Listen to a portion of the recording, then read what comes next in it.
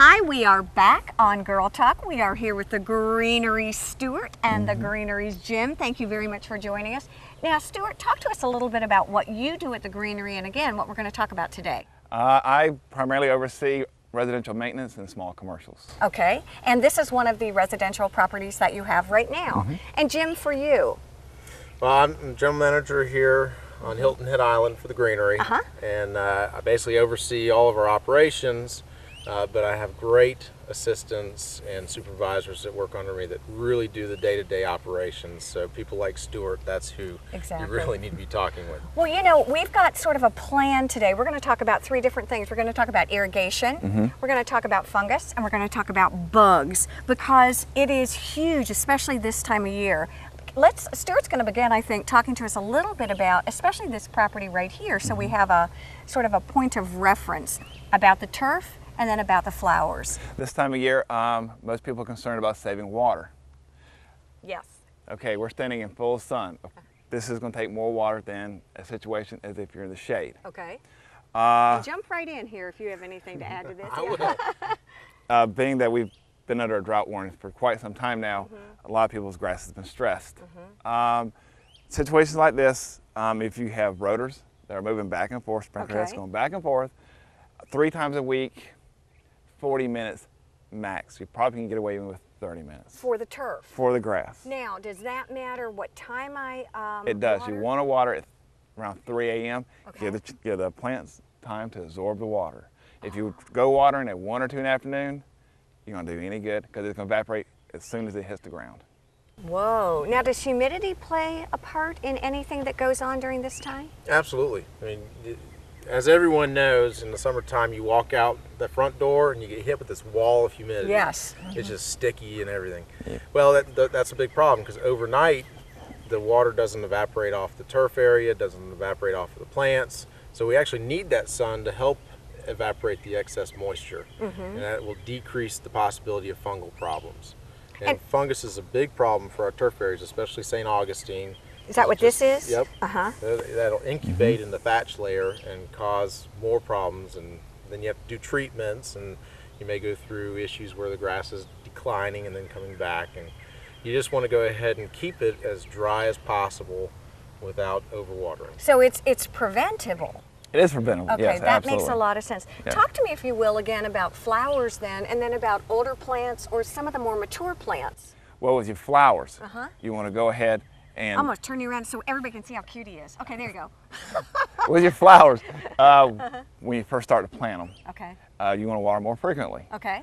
As weeks go by, 2 to 3 weeks, cut back on the water. You don't need to go every day, maybe 2 to 3 times a week. Okay. If you're looking to save water on your property, take a look around your shrubbery that is more mature, the big stuff, the foundation stuff.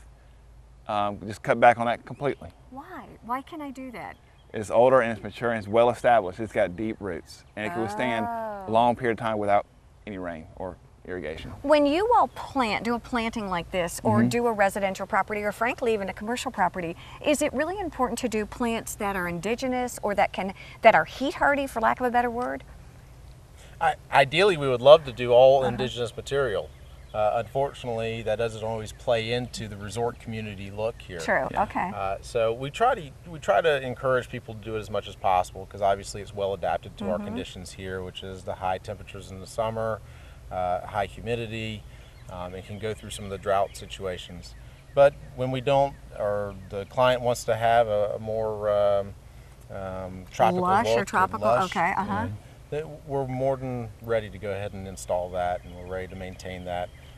And advise in the best ways to get that done and maintain it and have it look great all the time. Are there bugs or insects that you want in your yard and some that Ladybugs. you don't? Beneficial insects, Yeah, there are a like couple. I saw some bees floating around here and they looked really pretty. I mean, they were sort of, eating the hibiscus or drinking the pollen or whatever they were doing. But there are some that you talk to me about, bugs that you want and ones that you really don't want. Well, butterflies, bees, those are all great for pollinating. Okay. And they're beautiful to look at. But things that we don't want, especially in our turf area, this time of the year, in the next couple of weeks, people are going to start to see with the droughts and the dry conditions that chinch bugs become a problem in St. Augustine, and mole crickets become a big problem with your centipede and your Bermuda turf. Darn those mole crickets. Yeah, they are quite pesky. And I'm not even going to try to say the other ones. Chinch bugs. Chinch bugs, okay. And what do they look like? How do I know? What do I do if I have them or find them? You'll know when you have them in your St. Augustine when your lawn starts to look stressed, weakened, loss of grass. Okay. But you think to yourself, I've got plenty of water out here, what is going on? Okay. So people then start to continue to water more and more and more. That's not the problem. The problem is the insect that's here. Oh, are they come when there's a drought?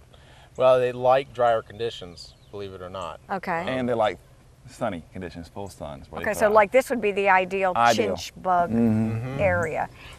Best thing to do, contact your landscape contractor and ask them, what have I got? They're going to go ahead and run through the irrigation, make sure that you have adequate water. Once they figure that out, now a lot of times to test it, they'll take a mild soapy water solution, pour a little bit in the ground and see what crawls up. Most of the time you're going to see that there's some chinch bug and some beetles, maybe some earthworms, which are beneficial, and go ahead and figure out what the count is, how much is there in a square inch, and that does sounds it meet like the fun. threshold for us to actually treat for it. Okay.